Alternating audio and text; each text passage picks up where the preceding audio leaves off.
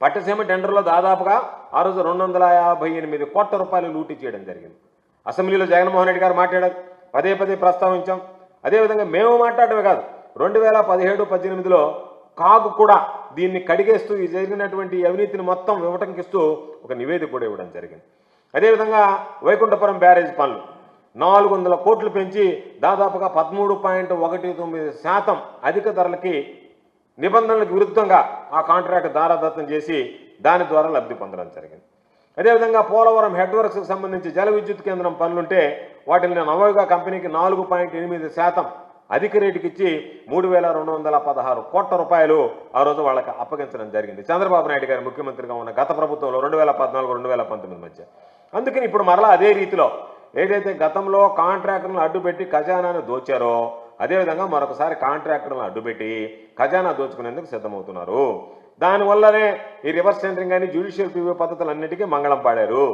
ఈరోజు వైఎస్ఆర్ కాంగ్రెస్ పార్టీ ప్రభుత్వంలో సిస్టమ్ ఉన్నది, జ్యుడిషియల్ సిస్టమ్ ఉంది. జ్యుడిషియల్ సిస్టమ్ ఏంటి? ఒక హైకోర్టు న్యాయమూర్తిగా పనిచేసినటువంటి వ్యక్తి ఈ కాంట్రాక్టులన్నింటినీ పరిశీలించేవాడు.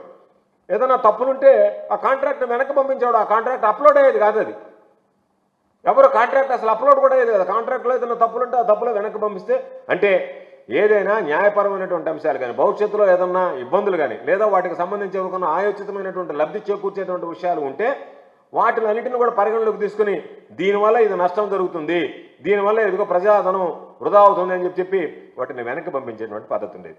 వాటన్నిటిని క్షుణ్ణంగా పరిశీలించి మరలా పంపిస్తే ఆ తప్పులన్నీ సరిదిద్దుకున్న తర్వాత ఈ కాంట్రాక్ట్ ఇచ్చేటువంటి పద్ధతిలో ఎవరికీ నష్టం జరగటం లేదు, ప్రజాధనం దుర్వినియోగం కాదని ధృవీకరించుకున్న తర్వాతనే ఆ న్యాయమూర్తిగా వ్యవహరించినటువంటి వ్యక్తి ఆ ప్రివిషియల్ సిస్టమ్ జ్యుడిషియరీ సిస్టమ్ ప్రివ్యూకి ఉన్నటువంటి వ్యక్తి దానికి ఇస్తేనే అప్పుడే దానిని కాంట్రాక్ట్లో అప్లోడ్ చేసేటువంటి పరిస్థితి ఉండేది టెండర్ అని. దాన్ని రద్దు చేసేశారు. అదేవిధంగా ఇప్పుడు చూస్తే టెండర్లకు సంబంధించినటువంటి దాంట్లో ఆ రోజు పారదర్శకత ఉండేది, ఈరోజు ఆ పారదర్శకత లేదు. కారణం ఏమిటి అంటే ఈరోజు ఆ పారదర్శకత అనేటువంటిది ఉంటే వీళ్ళు సిండికేట్ కావడానికి రింగ్ కావడానికి అవకాశం ఉంటుంది కాబట్టి దాన్ని పక్కన పెట్టారు. ఆ రోజు 100 కోట్లు దాటినటువంటి ప్రతి పని ఏదైనా కానీ 100 కోట్లు దాటింది అంటే అది ఖచ్చితంగా జ్యుడిషియల్ ప్రివ్యూకి వెళ్లాల్సిందే. దాని ప్రకారం L1 ఎవరు అనేటువంటి నిర్ధారించేటువంటి వాళ్ళు. ఆ రోజు ఒకసారి చూస్తే